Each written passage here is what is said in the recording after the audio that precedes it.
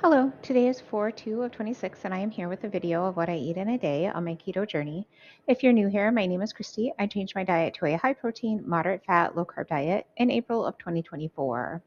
Around 9:30 this morning, I had my coffee, which I made with 1 cup of Fairlife whole milk, a serving of whey isolate protein powder, a tablespoon of MCT oil, I should say, and a tablespoon of MCT oil. And then I had a donut from Conscious Comforts, which is a local bakery in my area that makes gluten-free, sugar-free donuts. It is now 12:30, and I'm ready for my second meal of the day. I am not particularly hungry, but I plan to go to the gym and do a HIIT workout, so I need to make sure that I am fueled for that. So I have a couple of andouille sausage. This is a Milu brand. It's a very good brand. I do enjoy these.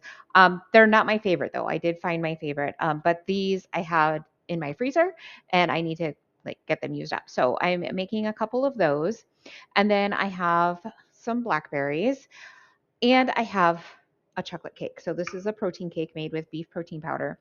I've made this several times before, but today I am trying it made with this liquid monk fruit stevia sweetener.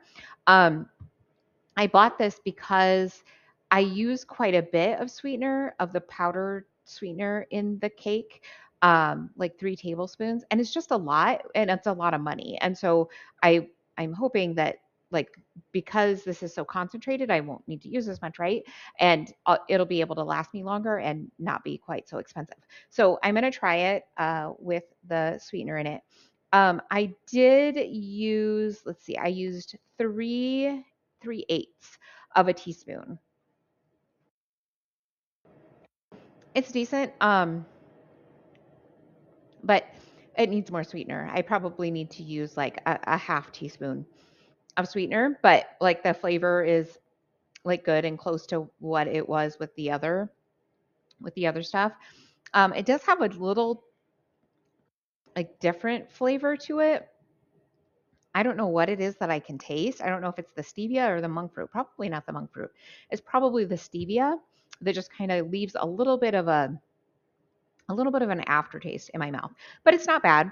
I'll have to see. I'll have to try it with that uh, half teaspoon and see how much it changes the flavor.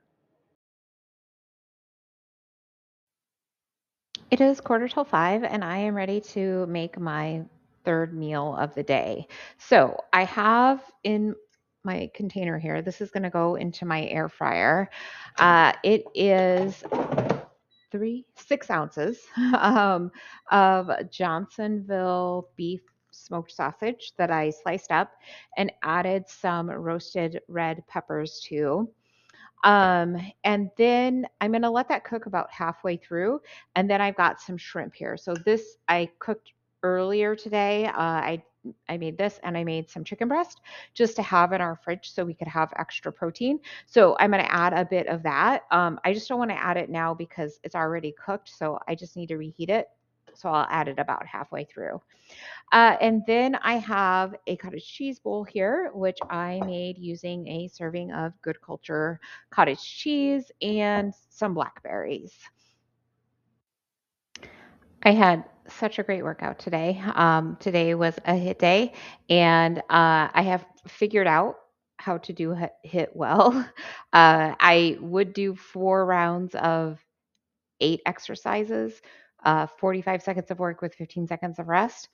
But I was doing like complete rests in between each round. So, like, it might be 7 minutes between a round, which that's not how you're supposed to do it. I misunderstood the way that you're supposed to do it. And so, when I changed to the way that you are supposed to do it, which is not a complete rest, not 7 minutes. Like if you're going beyond 4 minutes, that's too much.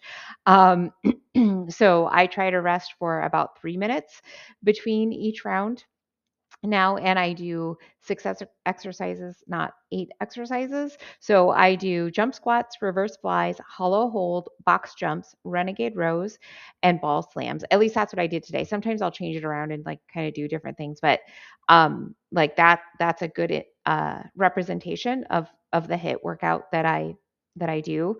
And it's hard enough with those shorter rests in between that like I couldn't do a fourth round like completely. Like I wouldn't be able to like do the whole thing, or I'd have to like maybe I wouldn't be able to do jump squats for the full 45 seconds, which by the way, I can now do jump squats for the full 45 seconds. So woohoo on that.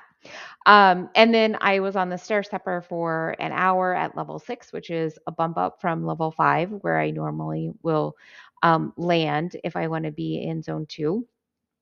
Now I'm up to level 6, which just is an indication of good cardiovascular health. And I did just have a ton of movement today. So I expended a lot of calories. I consumed about 2,100 calories. My protein is 171. My net carbs are 41, and my fat is 128. I did also eat 2 beef sticks. That's how I was able to get to my protein goal and just to bump up my calories a little bit more. It is a higher deficit. We have Easter, 2 Easter celebrations and a birthday celebration this weekend, so I'm not too concerned about being over on calories today, because I'm sure that I'll be like, I should say, being over in deficit today, because I'm sure I'll be over in calories over the weekend. Maybe I'll see you tomorrow.